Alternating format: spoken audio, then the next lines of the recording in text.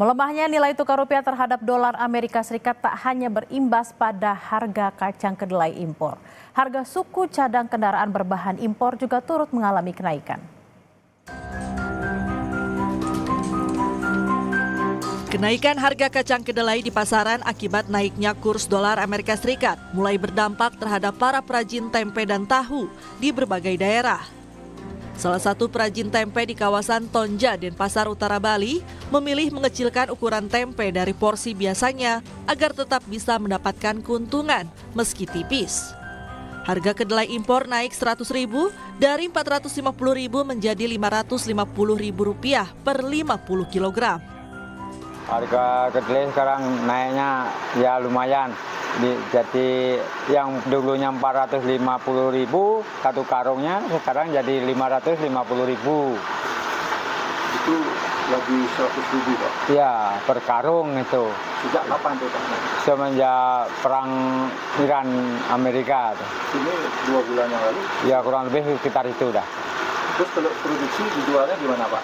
Kalau jualnya nggak bisa naik, cuman ya dikurangi porsinya aja.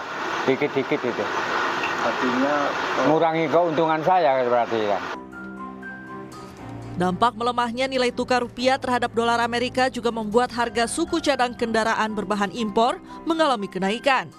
Di Blora, Jawa Tengah, sejumlah suku cadang kendaraan seperti oli, ban, aki, serta onderdil lainnya naik hingga 30%. Kenaikan harga ini membuat sejumlah konsumen mengeluh.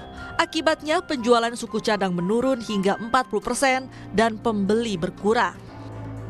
Semua barang besi-besi, barang-barang cairan-cairan dari minyak semua naik.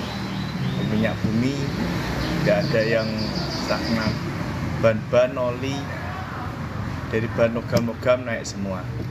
Itu mengalami kenaikan semua ya? Naik.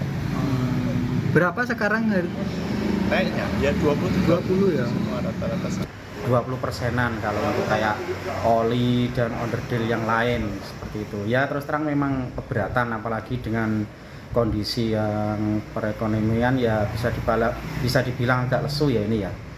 Jadi ya terus terang memang keberatan. Sementara itu, DPP Organda menghitung tarif angkutan yang kemungkinan akan naik hingga 40% akibat semakin mahalnya biaya perawatan angkutan sejak naiknya dolar. Nah, sebenarnya dari 2023 sampai 2025 itu spare part dan investasi itu udah naik kurang lebih 30%.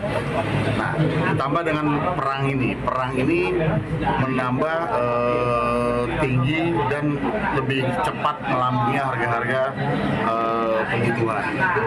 Yang signifikan itu kan terakhir ini kan Rumas ini yang gila-gilaan harganya. Dan ban kami sudah di-announce sama supplier ya akan ada kenaikan sekitar 20% lagi. Nah, kita sih melihat sampai di Juni nanti kalau memang sekiranya belum ada tanda-tanda BBM naik, kami pasti akan melakukan penyesuaian harga. Karena